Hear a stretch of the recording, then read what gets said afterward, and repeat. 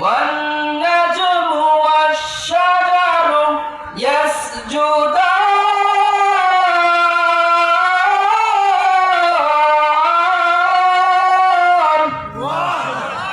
রব্বুল আলামিন বলেন, আকাশের মধ্যে যত তারকা দেখা যায়, জমিনের মধ্যে যত গাছপালা দেখা যায়, সবকিছু সিজদা করে একজন, তিনি হলেন আল্লাহ। সুবহানাল্লাহ।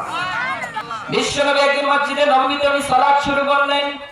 উনি আল্লাহু আকবার বলে সালাত শুরু করলেন, কিরাত করলেন, রুকু করলেন, রুকু থেকে উঠে পড়লেন সামি আল্লাহু লিমান হামিদা, সাহাবাগণ পড়লেন রব্বানা ওয়ালাকাল হামদ।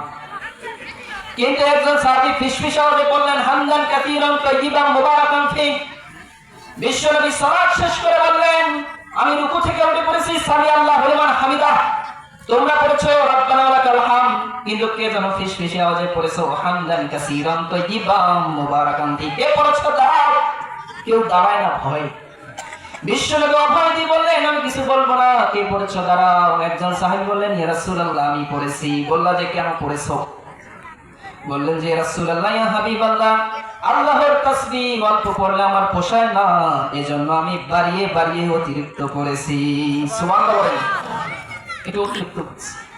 বিশ্বনবী বললেন, ভয় পেও না, বিচলিত হয়ে নাও। আমি দেখেছি বিজাতুয়া সালাসুনা মালাকা, আমি দেখেছি 30 জনেরও বেশি ফেরেশতা তোমার এই তাসবিহর সওয়াবটা কে লিখে লিখে আল্লাহর দরবার আগে পৌঁছে দিতে পারে, তারা আসমানের মধ্যে প্রতিযোগিতা করছিল। সুবহানাল্লাহ। এজন্য আল্লাহ প্রশংসা করতে রাজি আছেন? খারাপ লাগতেছে? রাজি আছেন? পরে তো আলহামদুলিল্লাহ।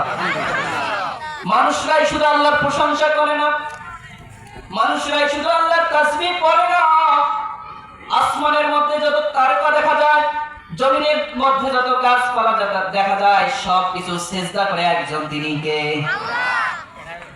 ওয়ান-নাজমু ওয়াশ-শাজারু ইয়াসজুদান।